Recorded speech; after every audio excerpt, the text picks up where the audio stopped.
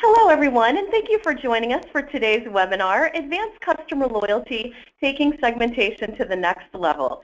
Today's presentation is a special production of both AccuData Integrated Marketing and Alumni Finder Nonprofit Solutions. So we welcome friends attending on behalf of organizations. I'm Jeanette Rumsey, Corporate Education and Engagement Manager for AccuData, and today's webinar moderator. Before we get started, I'd like to review a few important items with you. First, questions can be submitted throughout today's webinar, but will be covered at the end of the presentation. Please use the Q&A panel within the GoToWebinar platform to submit your questions. If there are questions that we do not cover, email them to info@accudata.com or info@alumnifinder.com for a prompt reply. You can also call your AccuData representative at 1-800-732-3440 or your Alumni Finder representative at 1-888-732-0581.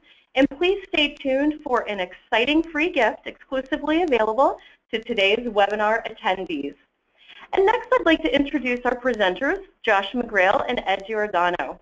Josh is a VP of Business Development at AccuData's Strategic Account Channel and specializes in data-driven marketing strategies. He has been in the industry for over 15 years. And Ed is our VP of Strategic Account Sales. He's been with AccuData since 2002. Ed is responsible for all aspects of sales and business development across AccuData's robust end-user verticals. So Ed, at this point, I'd like to go ahead and turn things over to you. Thanks, Jeanette. Hi, everybody. This is Ed Giordano. Josh and I are going to take you through the subject of segmentation today, and we hope to make this very informative and entertaining for you throughout the process. We want to make sure that the information we share is relevant, and throughout this presentation you'll hear not only some of the details that we can provide or AccuData can provide, but hopefully some real experiences that Josh and I have had over the years in this industry. Today we're going to go through goals that drive segmentation. We're going to talk a little bit about some of the data we're sure that you might have transactional level data.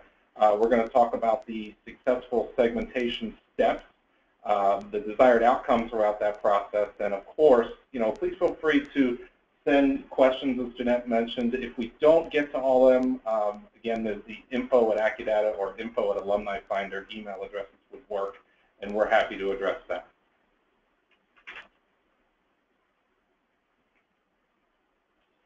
So let's talk about segmentation. Segmentation at a very high level is the division of large markets into a smaller, more actionable group. This is pretty critical because it helps you more effectively reach an audience with more relative offers, personalized to their unique needs. Proper segmentation, the end result of this should take you from a message that looks like that is one-to-many, but then will appear as a one-to-one type message. This in turn makes your marketing efforts more successful and usually more profitable in that process, and it'll really make your data work for you.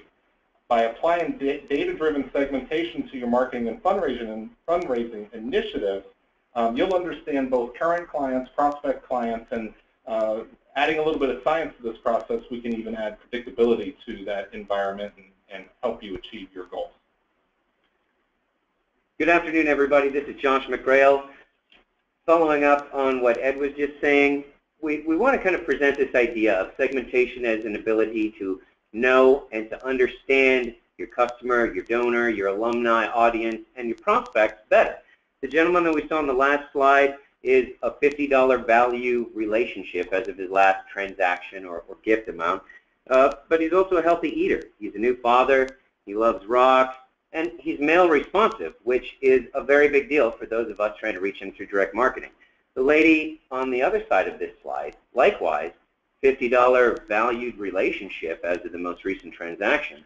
But as you can see, they've got a vastly different set of demographics and segments that they fall into, which allow us as marketers the opportunity to create additional relevance and build loyalty with them as individuals by putting that face on our customer and subsequently on our prospects. So the first thing we encourage you to do is think about the goal that you want to set for yourself or the organization. It's going to be unique to you. Everybody on this call and everybody we've ever worked with, I can safely tell you that there's never been the same goal twice. So your business needs are going to be your business needs, and it's important to wrap the structure of the expectation around this. We want to help you get a more dependable revenue stream or higher donations, higher profit margins, and like I said, each of you are going to have a unique set of goals, and it's very important to set them before going through this process so you understand whether or not it's successful in your endeavor. So segmentation is not a new concept. It's been something that we've encouraged and used in our world here for quite some time. You know, if we think about the evolution of segmentation, we have three very broad categories up here. You know, years ago it was very much a flock-based activity or a flock-based type of group, and we took the old analogy, birds of a feather flock together.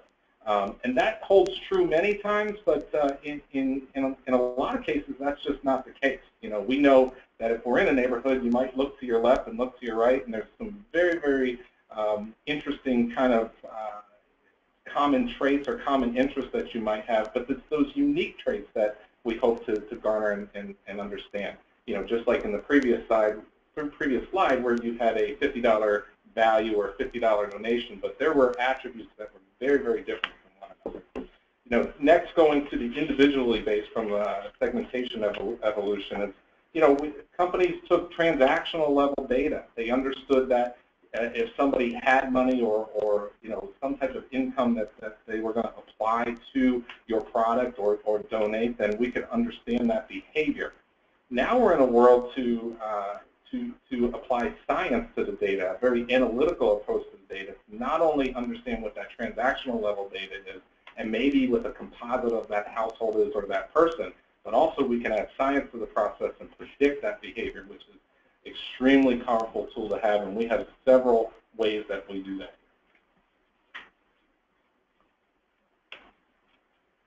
So the idea that we're getting at is there are already segments inherent in your customer, in your donor, in whatever your relationships look like, in your audience.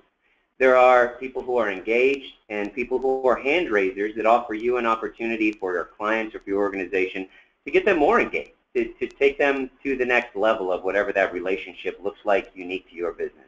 There are, likewise, people who are unengaged segments, and those people present additional opportunities to kind of define almost not, you don't want to think of negative segments in a bad way. You want to see them as opportunities to identify what they're into, to capture their attention, to retain those relationships, and to grow them into the future. Likewise, there are some cases where underperforming segments are consistently underperforming, and through the effective application of analytics, you can be more successful in eliminating ongoing costs associated with those and planning your business, your campaigns around them.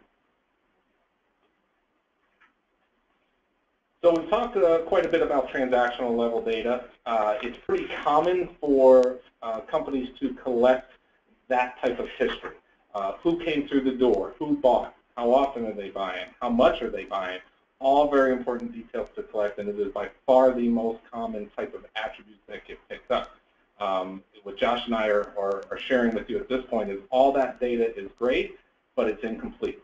The next pieces we're going to go through is how do we paint a better or fuller picture of those clients that exist, and also help you identify prospective clients or donors.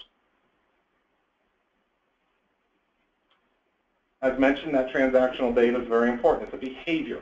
You're helping us understand the type of behavior, the recency, the financial amount that they're adding to it, the total value that they're adding, and understanding who those clients are.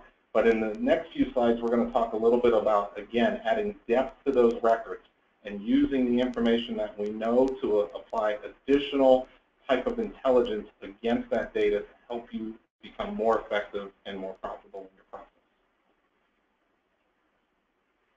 So if you think back for just a moment to the slide where we had the gentleman and the lady who are both a $50 most recent transaction value for our organization, for our customers, all those additional points of data that give us that real composite of who they are as an individual and as a part of a segment already existing in our house file are defined by what people call third-party data these days. This has been lists, it has been databases, it's been referred to by different words, and today the concept of third-party data includes all kinds of new media-driven elements relating to social media and online behaviors, but effectively, third-party data, such as we're talking about being an important addition to our house transactional information, which everybody knows is important, can be further empowered by adding or appending through a process additional data points that help support our analytics, that help drive our segmentation, and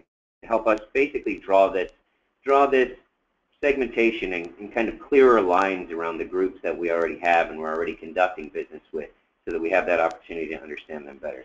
So as we build that profile, there are great kinds of additional data that are able to be used in that application. Some of them, in kind of broad strokes, include consumer level data, which is basically what we call demographics. A lot of us may be familiar with this concept. It goes through basically descriptive elements such as age, what kind of house somebody lives in, whether they are male, female, net worth, that type of information, which can be very useful in identifying some broad level segmentation. There's also lifestyle data, which basically tells you more about what people are into. What do they buy? What do they like? What do they read? So that you can use that information in not just developing segmentation, but maybe guide some media buys through that process as well. There's also real property data, which basically refers to what people own. What are they invested in? What have they put their money and their work and their big piece of their life into obtaining and maintaining?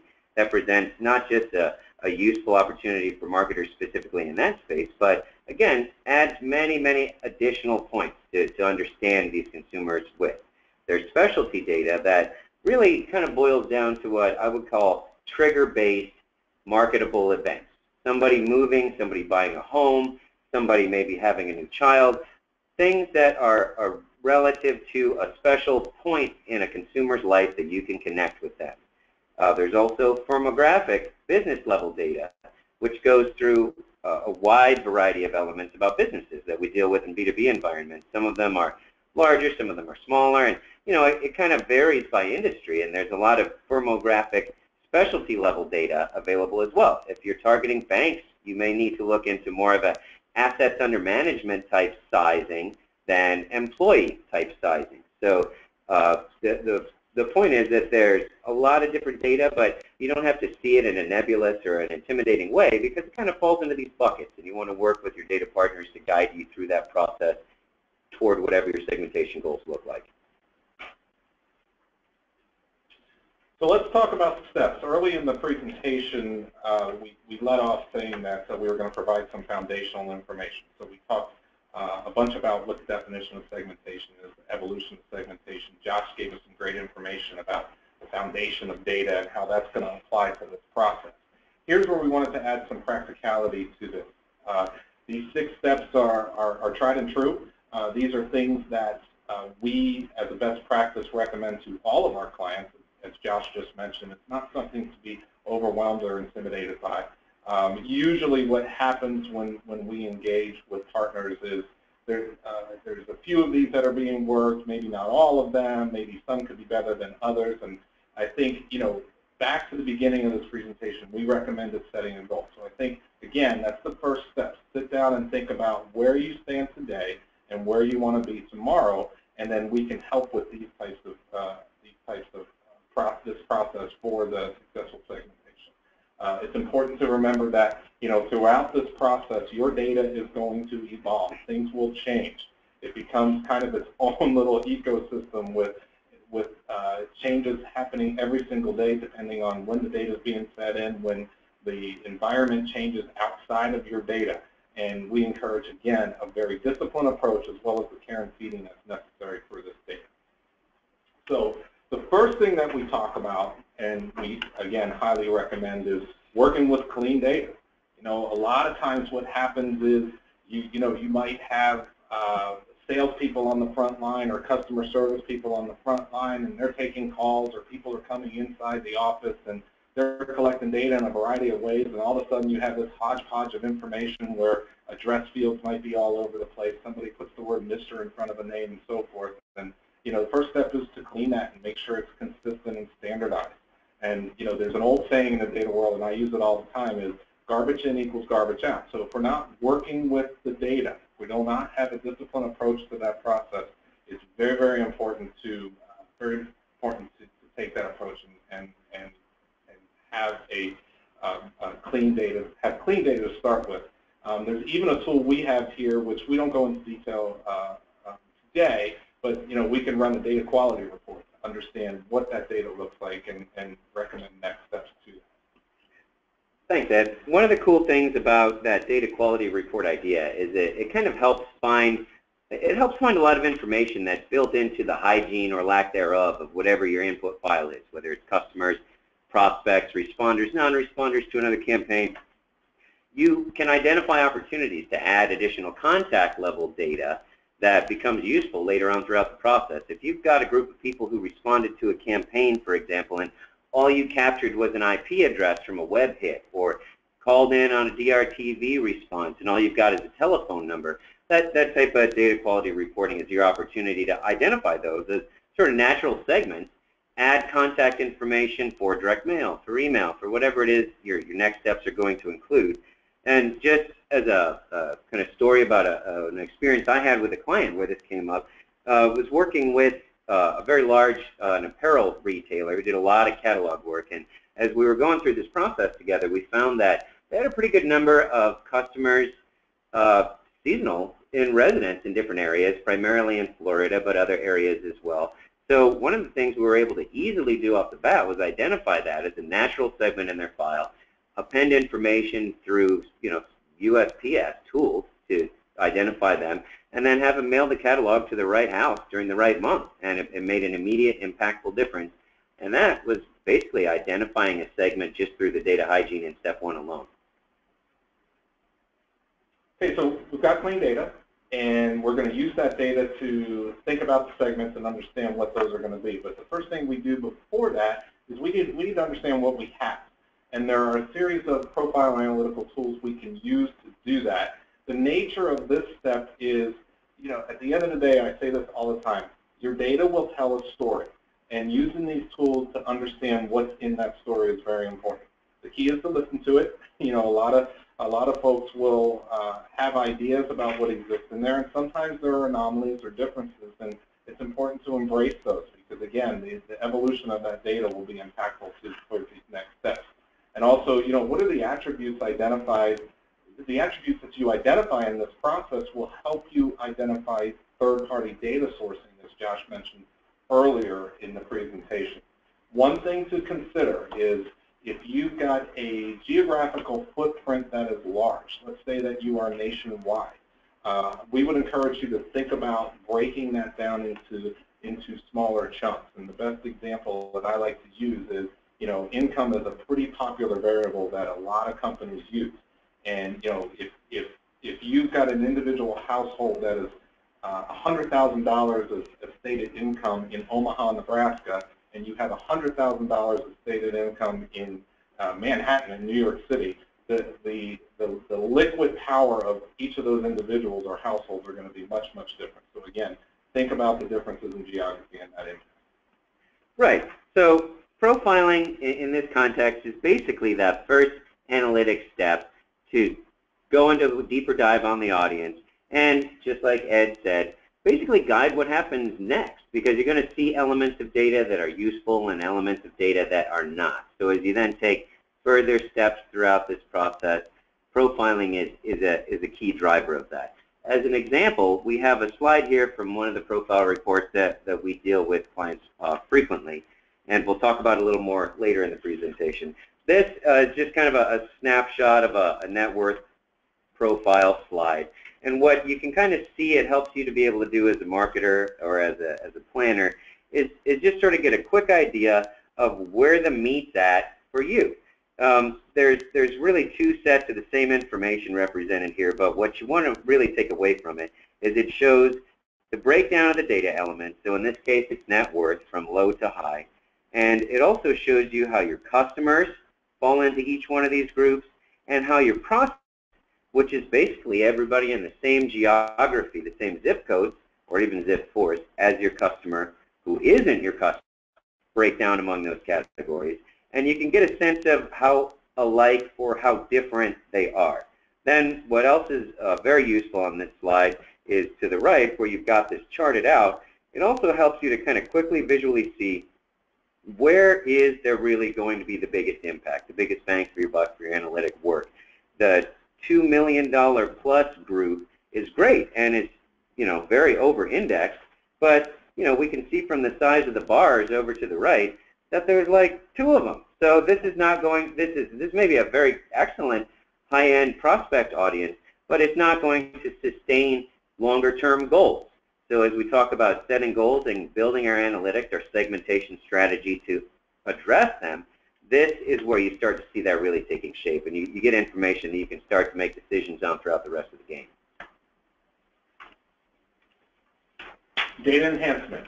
So we've got, again, going back to the steps, we've got clean data. We've now done some analytics to it, so we understand what's in that data. We understand what the propensities are. We understand where that index, and that's a word that we use often in analytics. All that really means is we know who's in there and what they look like compared to the rest of the universe.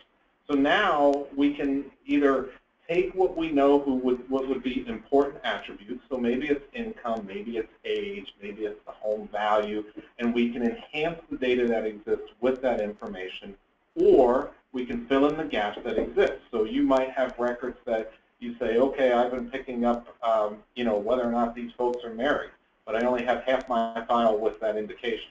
We can fill in a large portion of the rest of that data to help you make business decisions.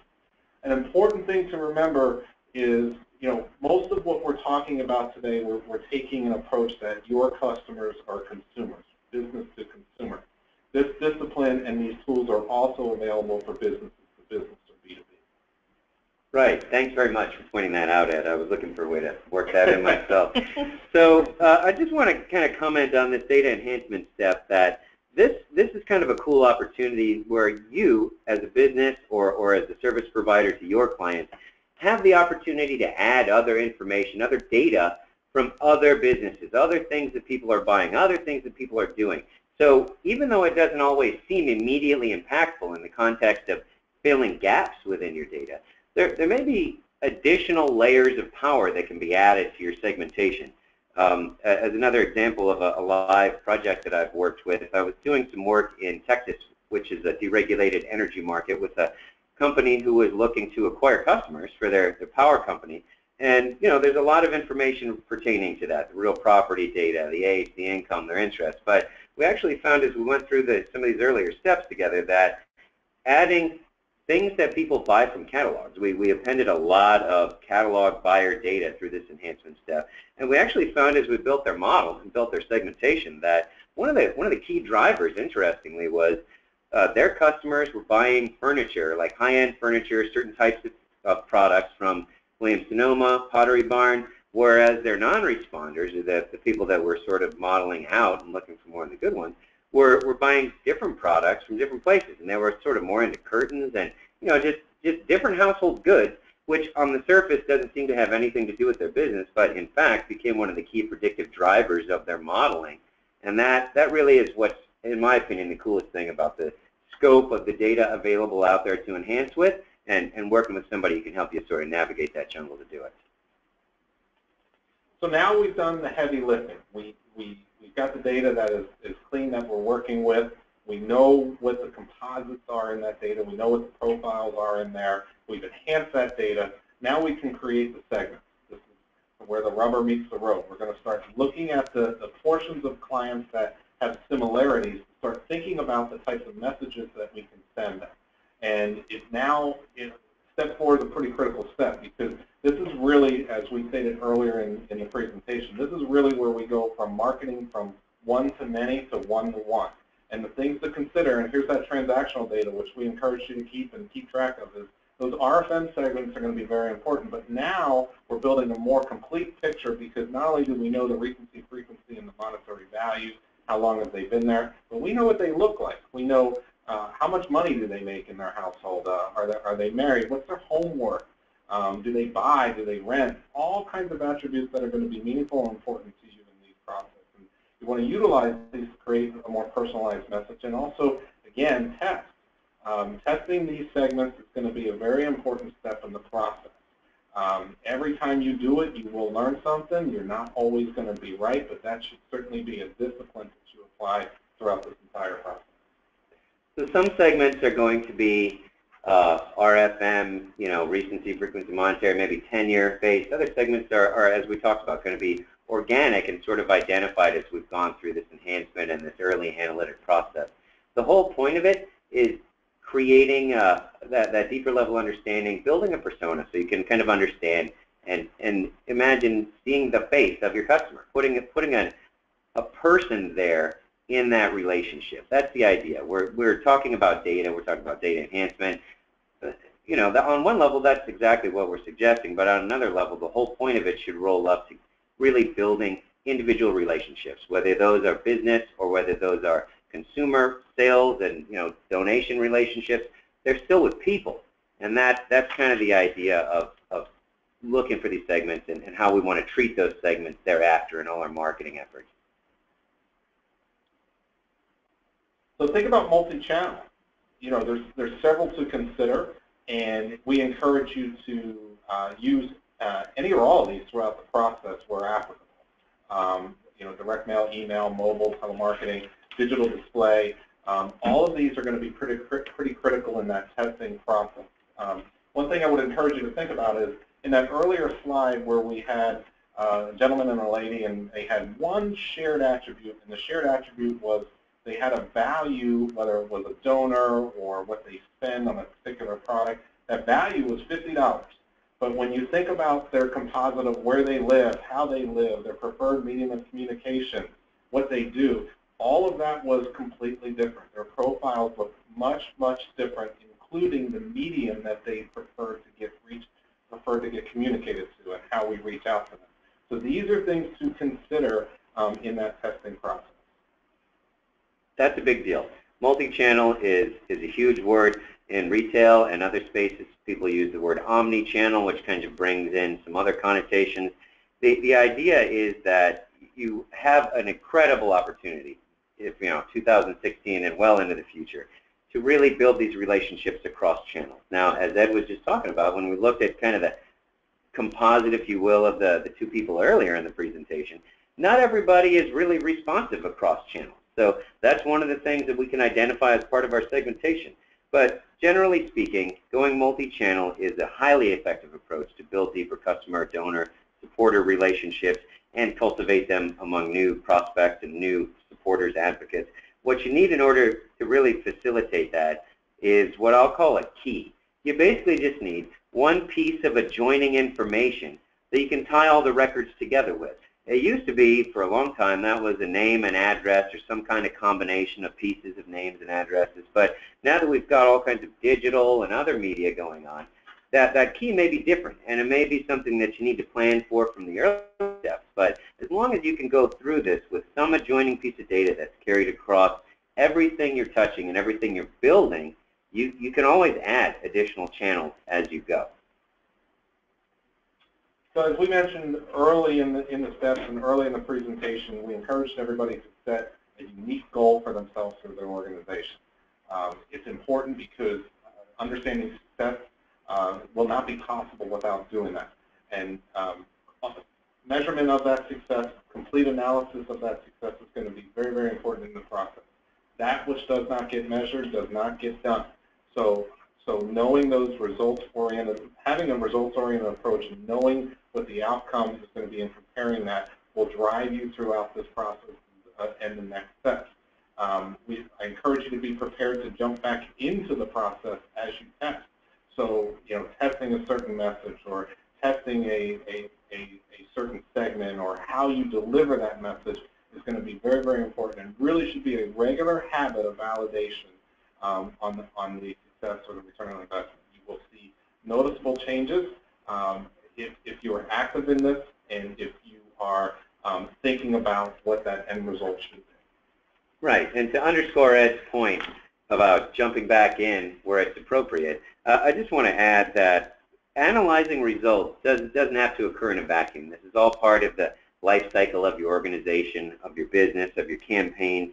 So everything that we're doing through segmentation, through analytics, in general, can improve everything that we do after it. We want to build a cumulative base of intelligence and kind of take a strategic, longer view of every individual effort as part of achieving our goals. Because the idea is that as we learn through this process, we're building scalable, replicable results that we can continually improve upon and can become part of our business need planning going into the future.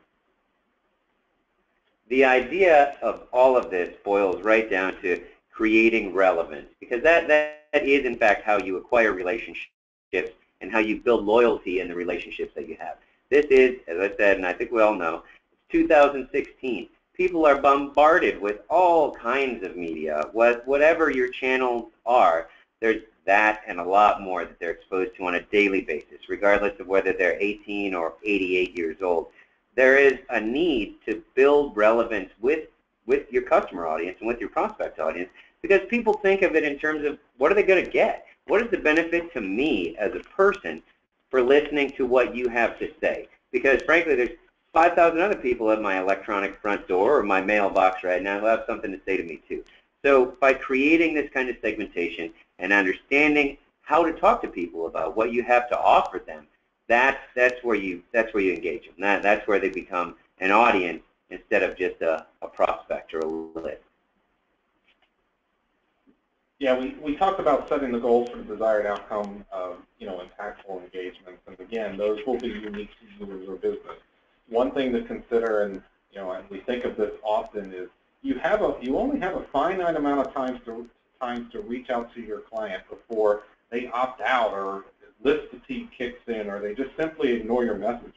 Make it meaningful, make it personal, make it something that's unique to them, and they feel like you're talking directly to them sitting in a room right across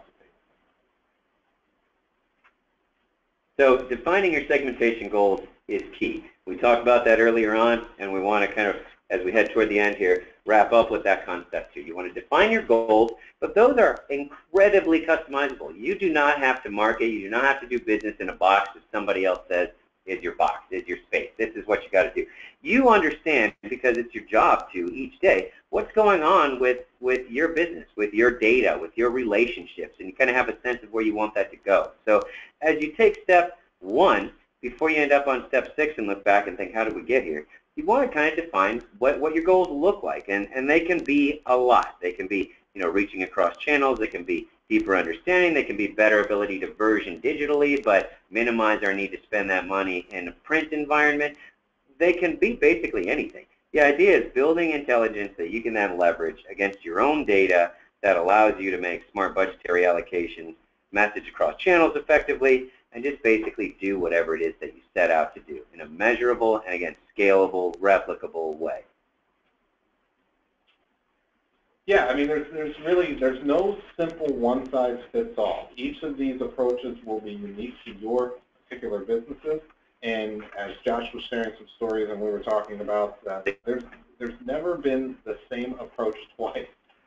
So again, we encourage you to start at that finish line, set those goals, and work into that process using the disciplined approach, testing, analyzing those results. Make your data come alive, and make your data actionable throughout that process, understanding that the more you do and the more disciplined in that approach you are, that becomes a more one-to-one approach with your audience.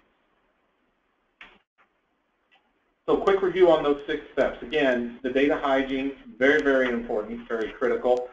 We do not want garbage in because it will be garbage out. So again, very important to have clean and update information going in. Second step is we're going to understand what's in that data. We want to understand what the footprint of that person is, what the profile of that person is, or household or business exists in that data.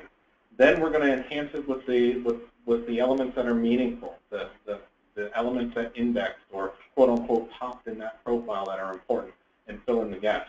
Then we're going to create the segments, and we're going to use all the data we have to do that. We're going to use that RFM data or that transactional data that you've been collecting. We're going to use that third-party data, and we're going to break that data into meaningful segments that are going to be interesting for the audience and help direct the messages. And we're going to think about how we're going to reach them with a medium of communication, not just direct mail, not just email, but a campaign, a planned approach to that, and understand who we're going to hit with a message, the medium we're going to hit them, and what we're going to tell them, and we're going to measure it. We're going to look at, see what those results are. We're going to understand what the impact is, and we're going to continually assess that and continually test back in the process to get better and refine the approach. So if we may shamelessly self-promote our company for just a moment here, I apologize in advance. Why AccuData? Question this slide says, and I want to just say for a quick second, to me, when I'm at a conference or meeting new people and they say, oh, you're from AccuData, what do you do?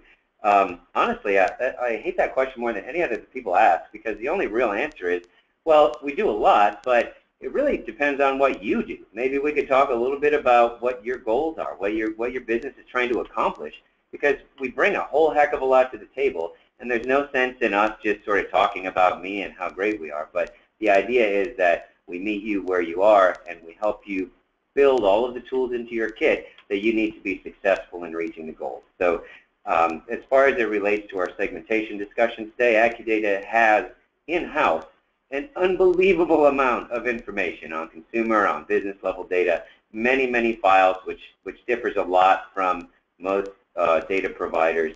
And I have to say, for me, one of the coolest things about what I think we do well with our clients is work together across teams. We've got quite a few employees, and everybody's got many different sets of experience. So we use each other, and that experience that we've built across decades upon decades of working in many kinds of campaigns that help each one of our clients be more successful, because you're not going to ever really be the guinea pig. You're going to reap the benefit of an experienced team with a great deal of data and genuine interest in what your goals look like, because we build those relationships, not just sales.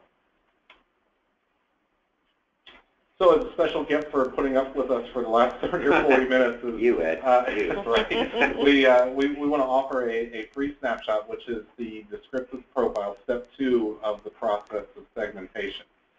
Again, we've got many tools to do that. Your rep at AccuData or Alumni Finder can help you in that process and get that and help you analyze that piece too, to help you with your segmentation goals. If you are not a current client of AccuData's or relationship with AccuData, I believe Jeanette has the info at AccuData email, or had that up, info at AccuData, or info at Alumni Finder if you're a college or university. And again, we can help you with that, and we'll chat with you as soon as possible. Excellent. Thank you both so much for sharing all that great information. We have a ton of questions that have been coming through the Q&A panel. We want to answer as many of these as possible while being respectful of your time. So please feel free to go ahead and submit questions through the Q&A panel. If there are any questions that we don't address for you during the remainder of the presentation, we will follow up with you personally to get those taken care of. Josh, let's go ahead and get started. I'd like to give this first question to you. How do you get the most records during an append? So append, for anybody who didn't catch that word in the question, appending is what we're talking about when we're referring to data enhancement. It's really kind of a combination of the data hygiene and the data enhancement. It's basically adding something to your data that wasn't there in the first place. So hygiene is an important step to get the most records, because just like Ed's been saying and is 100% right on, garbage in, garbage out. So good, clean, addressable data, whatever that is, postal address, email address, going in is very important. And getting the most data out of your append from that point forward depends especially on having the most data to match to it, which is really kind of a big deal. If you're dealing with append sources or a data provider who's got a smaller amount of information to apply, then that's all they're going to be able to give you. You want to kind of walk up to the ocean and dip in whatever cup you're trying to get, because you know that there's plenty of data, there's plenty of water in the ocean. So you go through the hygiene steps, you decide what it is you want to do from there, and then you make sure that you're set up to get the most of it by dipping into a data set or combination of data sets that supports that. Okay, fantastic. Thank you so much. Our next question is from an attendee that only has name and address data and wants to know if segmentation is still possible for them. You want me to Yes, take it? yes, Okay. please.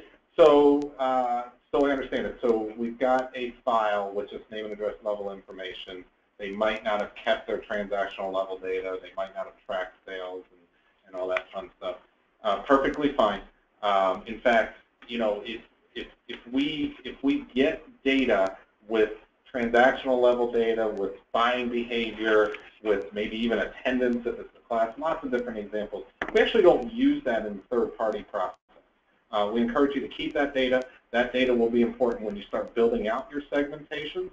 But we're going to just use the name and address level information to start that profiling process. So we follow the same disciplines that we're recommending to you here today. Step one, what we would do is we would actually clean that data where it's applicable.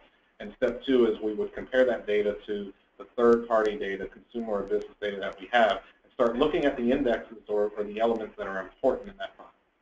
Excellent. Thank you so much. Several of you have asked about the availability of the presentation following today's webinar, and yes, we will absolutely make that available. You'll be able to find that on the resource section of AccuData.com, and we will also be sending out the webinar link via email to you probably tomorrow, so please stay tuned for that. Josh, I'm going to go ahead and direct the next question to you. We have an attendee that is new to segmentation and is curious about how intense the process of creating the segment code should be. Like, what is really involved in that? So, first of all, thank you for using the word intense. I think that's very cool. Secondly, it can be as intense as it needs to be, right? So as we talked about a little bit, you know, with the example that I had of a customer where we found that they had customers, buyers, who were seasonal, you know, that was really easy. Just, you know, they're different words. We call them snowbirds here in Florida. There's nothing much to that in terms of intensity level. But what you want to kind of do is sort of let your data speak for itself and guide you through what it is that should happen next, through the profiling, through the other steps that we went through today. It doesn't need to be any more intense to start out, especially if you're new to applying segmentation, than you know, than we've talked about, than we've laid out here today. You can get very, very fancy and very, very intense with predictive analytics, but you don't need to begin there, especially if, you know, the idea is to build a scalable, replicable, testable program so that you're building into a long-term strategy instead of just trying to jump from start straight to finish. Yeah, I think a lot of those results get picked up through the testing process too. Yeah, to understand what those segments are and if they're working. There's also segmentation kind of pre-existing that we have the ability to add to your file. There are many different kinds of models, Prism, Personics, cohorts, that kind of put people into these sort of segmented groups that already have a pretty good explanation of who they are, what they're like, sort of their lifestyle, that can kind of help put a narrative around it if you're trying to present to somebody or if you're trying to get a view of it yourself. So you don't necessarily need to build all of that from scratch. There are tools that can be added that are customizable to your goals and to your data. That's excellent. Thank you so much. Josh, I'm going to go ahead and give you this next question as well. Where do you get all of your data? Here at AccuData, we get data from a lot of places. We have, as I said, many different compiled databases and as well as specialty databases internally that we use for list polls, data enhancement, analytics, and we also have the ability to go get literally any data that is necessary for a client's campaign. We have all kinds of research tools and relationships that allow us to go through the process of vetting what is good or is not good, or, you know, weak or strong about externally sourced data to add to the huge amount of information that we have internally. And we guide our clients through that process and allow them to lean on our experience and how to put that together in a smart way rather than kind of rolling the dice and just bringing in data that hasn't really been thoroughly vetted. Excellent. Thank you. Folks, we're going to go ahead and take one last question. And Ed, I'm going to direct this to your attention, please. We have someone that has joined us for the webinar today that recently purchased a prospect list that had some deceased names on it. Can you speak to that a little bit, how those names can be eliminated and removed? Yeah, I can. A couple things. I can tell you maybe why they're on there and second thing to remove it. Well, the easy part is the second part is removing it. That is the hygiene process. So we can certainly do what's called a deceased suppression, where we can compare that to files or go against files that actually compile that information so we know that they're in fact the person that is unfortunately no longer with us there. That should be a regular practice inside your own data. And then from a prospect perspective, that does come up from time to time. And the challenge with that is it really depends on how people volunteer their information. You know, for example, you could very well have a married couple, husband and wife, maybe even married for a lengthy amount of time, and let's say, for instance, the husband unfortunately passes away. Well, there's still many different sources out there that are picking up the husband's name because perhaps the wife hasn't done anything to change it. You know, it could very well be the property information, or it could very well be, you know, survey information that exists, and you know, that takes time for that to actually fall off the record, and you know, certainly compilers do their diligence to handle that. In fact, that's part of the process when any file is built, is suppression, but you only know what you know in that process. So again, that does take time, and I understand that that is not a good impression when you send some sort of communication out to somebody who's no longer with us. But again, back to you know, what I would do is, again, with your own data, ensure that deceased suppression is part of the process. And if it's prospect data, that will come up from time to time, especially if you're adding an older age to that file. That will come up from time to time. But eventually, those records do get kicked out of there because of the suppression process. If I could just jump onto the back end of that really quickly, I know that we've got some folks with us today who are, you know, nonprofits, who are schools, who have all kinds of relationships, especially among a little more senior age audience, where this probably comes up on house files. And what do you do about a deceased person responding to you and sending you $50? So that kind of goes to data hygiene as well, because it's an opportunity for you to add additional contact level data. If, you know, an 82-year-old married couple, maybe the husband's been your traditional donor, so that's what you send your solicitations out in his name, and you're still getting this back, we can flag it as a deceased record. There are other ways that you can add the other contacts in the household and now build that relationship with them and understand them as a segment, as an individual too, and kind of carry on a legacy donor opportunity. Excellent. Thank you so much for adding that. I sure appreciate it. And everyone, as we mentioned previously, any of the questions that we did not get to today, we will respond to personally following the close of the webinar.